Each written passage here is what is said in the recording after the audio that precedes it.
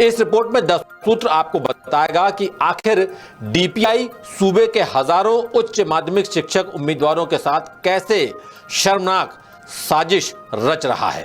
2023 की शिक्षक पात्रता भर्ती परीक्षा की शिकायतों पर कैसे बड़ी बेशर्मी से खानापूर्ति हो रही है। दरअसल शिक्षक भर्ती तांत्रिक कार्यालय यानी पीएमओ में शिकायत दर्ज की थी। पीएमओ ने उस शिकायत पर संज्ञान लेकर आगे की कार्रवाई के लिए मध्य प्रदेश सीएम हेल्पलाइन और कर्मचारी चयन मंडल यानी ईएसबी को वो शिकायत फॉरवर्ड कर दी। लेकिन वाह रे डीपीआई और वाह रे ईएसबी, उसने पीएमओ के निर्देशों को भी, इंस्ट्रक्शंस को भी दरकिनार कर दिया और फिर से बड़ी मनमानी कर डाली। सीएम हेल्पलाइन तो छोड़िए, डीपीआई और ईएसबी ने पीएमओ में की गई शिकायत में भी बड़ा खेल कर दिया। आखिर डीपीआई और ईएसबी शिक्षकों के भविष्य और सरकार के निर्देशों के साथ कैसे कर रहे हैं खिलवाड़, बता रहे हैं इंदौर से हमारे विशेष संवाददाता संजय गुप्ता। सरकार की नीतियों के खिलाफ राजधानी भोपाल में 5 सितंबर को हजारों वेटिंग शिक्षकों ने मनाया बेरोजगार शिक्षक दिवस।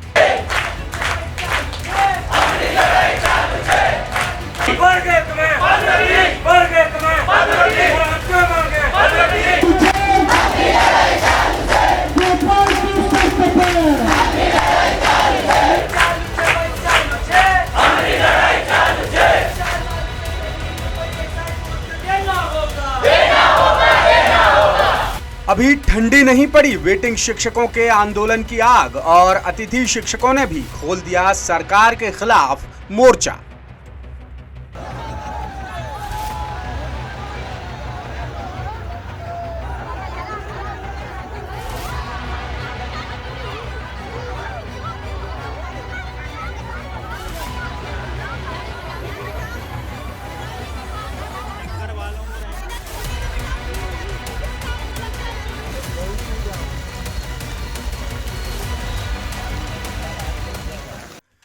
मंगलवार को नियमितीकरण की मांग लेकर हजारों अतिथि शिक्षकों ने भोपाल के अंबेडकर पार्क पर जमकर धरना प्रदर्शन किया।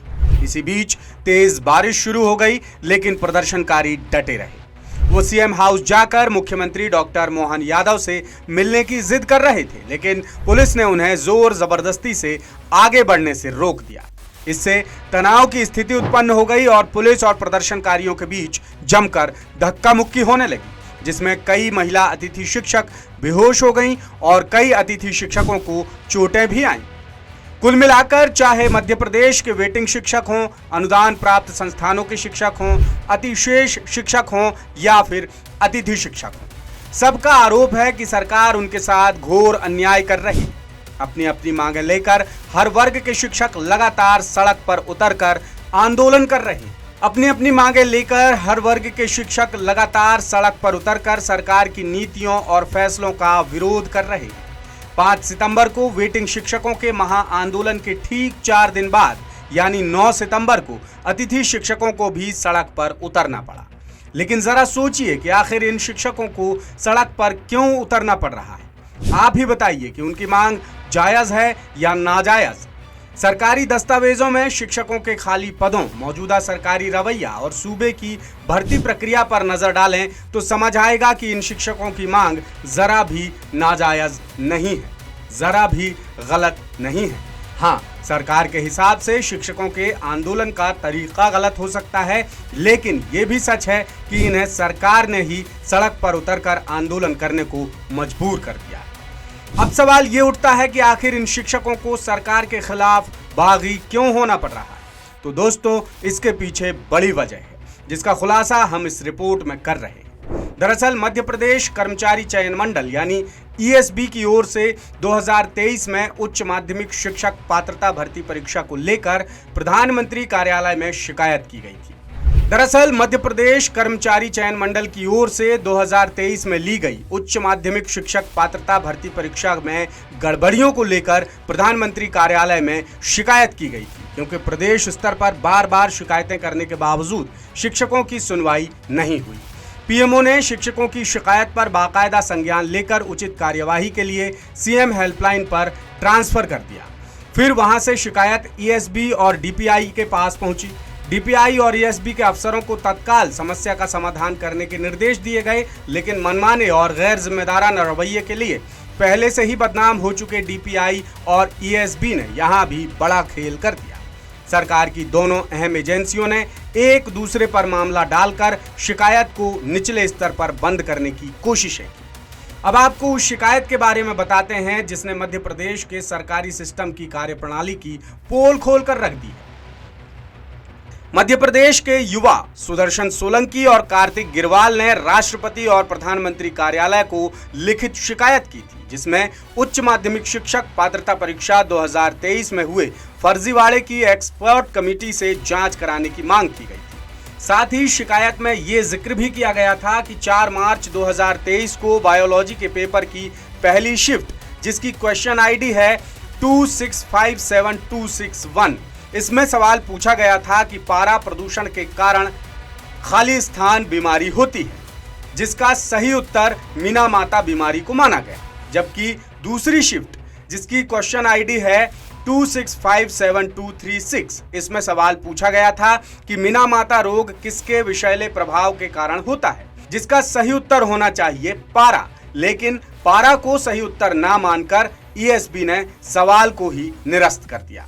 बाद में जब संबंधित शिफ्ट के परीक्षार्थियों ने आपत्ति ली तो ईएसबी ने हिंदी अनुवाद में त्रुटि बताकर पल्ला झाड़ लिया, जबकि दोनों ही शिफ्ट में मीना माता बीमारी का अंग्रेजी और हिंदी अनुवाद एक समान ही था। अब शिकायतकर्ताओं का कहना है कि ईएसबी ने पहली और दूसरी शिफ्ट के उम्मीदवारों के साथ जमकर पक्षपात किया है, जिस वजह से दूसरी शिफ्ट के कई योग्य उम्मीदवारों को दशमलव में अंक मिले हैं, जिससे वो बिना किसी गलती के ही अपात्र हो गए। और दूसरी शिफ्ट के जिन उम्मीदवारों को सवाल का सही जवाब नहीं पता था, उन्हें यूं ही सवाल निरस्त होने का फायदा मिल गया। लिहाजा उनका सवाल यही है कि एक परीक्षा में दोहरे मापदंड कैसे अपनाए जा सकते हैं। यदि कोई प्रश्न एक शिफ्ट में सही है तो दूसरी शिफ्ट में गलत कैसे हो गई? क्या ईएसबी एक ही परीक्षा में हर शिफ्ट के लिए अलग अलग नियम से मूल्यांकन करता है? आखिर यह अधिकार ईएसबी को किसने दे दिया? अब आपको पीएमओ को भेजी गई शिकायत की पूरी टाइमलाइन और ईएसबी और डीपीआई की कारगुजारियां बताते हैं।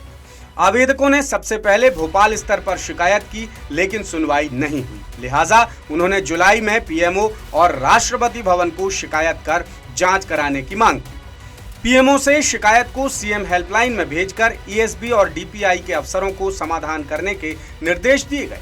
इसके बाद अगस्त में सीएम हेल्पलाइन में शिकायत लेवल 1 यानी सबसे शुरुआती स्तर से शुरू हुई। कुछ दिन बाद संबंधित विभाग से शिकायत का एक ही जवाब डाला जाने लगा, जिससे आवेदक संतुष्ट नहीं थे। लिहाजा शिकायत धीरे धीरे कर एक एक लेवल ऊपर चढ़ती गई, क्योंकि शिकायत का निराकरण नहीं हुआ था। अब शिकायत डीपीआई में लेवल 3 पर और ईएसबी में सबसे उच्च स्तर यानी लेवल 4 पर पेंडिंग पड़ी हुई है और बार बार इन शिकायतों को बेवजह बंद कराने की कोशिश की जा रही है। यानी डीपीआई और ईएसबी को प्रधानमंत्री कार्यालय के निर्देशों की भी कोई परवाह नहीं है, ये बात साफ हो जाती है। ईएसबी हर लेवल पर इसमें एक तय जवाब लिखकर शिकायत बंद करने की कोशिश करता है। जवाब में लिखा होता है कि मध्य प्रदेश कर्मचारी चयन मंडल का कार्यक्षेत्र सामान्य प्रशासन विभाग और संबंधित विभाग के नियम निर्देश के अनुरूप परीक्षा आयोजित कर परिणाम घोषित करने तक सीमित है। इधर डीपीआई भी हर लेवल पर एक तय जवाब देकर शिकायत बंद करने की कोशिशों में जुटा हुआ है। डीपीआई हर जवाब में लिखता है कि शिकायत भर्ती प्रक्रिया से संबंधित है। भर्ती की कार्रवाई विभाग की नीति और नियमों के तहत खाली पदों पर पारदर्शिता और प्रवीणता के आधार पर ऑनलाइन माध्यम से की जाती है।